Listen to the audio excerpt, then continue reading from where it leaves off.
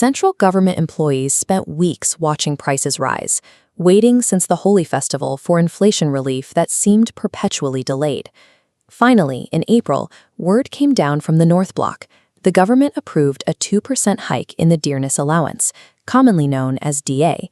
Crucially, this policy is retroactive, taking effect from January 1st.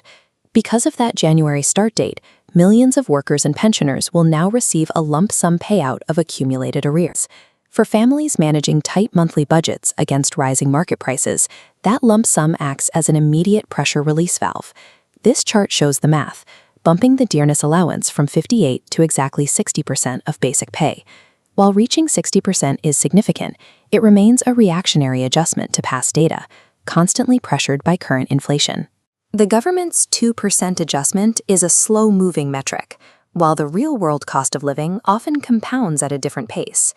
This makes the 60% DA hike a temporary patch, buying time before the government is forced to address the underlying structure of the pay scale.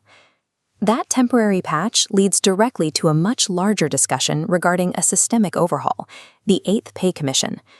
During organized protests, the National Council Joint Consultative Machinery, or NCJCM, submitted a formal memorandum outlining their requirements for this next phase. At the center of their demands is the fitment factor, the mathematical multiplier used to calculate a government employee's baseline salary. This diagram illustrates the scale of the NCJCM's demand. They are calling for the fitment factor to be increased to 3.83. In practice, this multiplier would push the minimum basic pay from the current 18,000 rupees up to 69,000 rupees. A jump of this magnitude highlights a gap between the government's incremental 2% changes and the financial requirements being voiced by the unions. But the fitment factor is only one part of the proposal. The demands extend into long-term security and systemic benefits. They are also pushing for an annual salary increment of 6%, along with a minimum house rent allowance floor set at 30%. Then there is a highly debated political demand, visible on these yellow signs: the complete restoration of the old pension scheme, or OPS.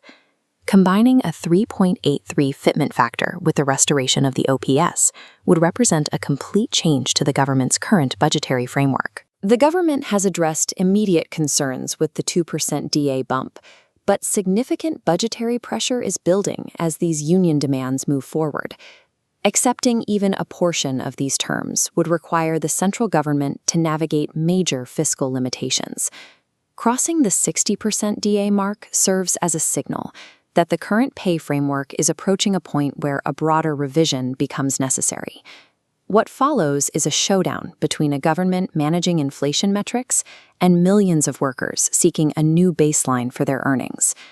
The recent DA hike is a notable update for employees today, but the final outcome of the 8th Pay Commission will determine the long-term financial structure for India's bureaucratic workforce.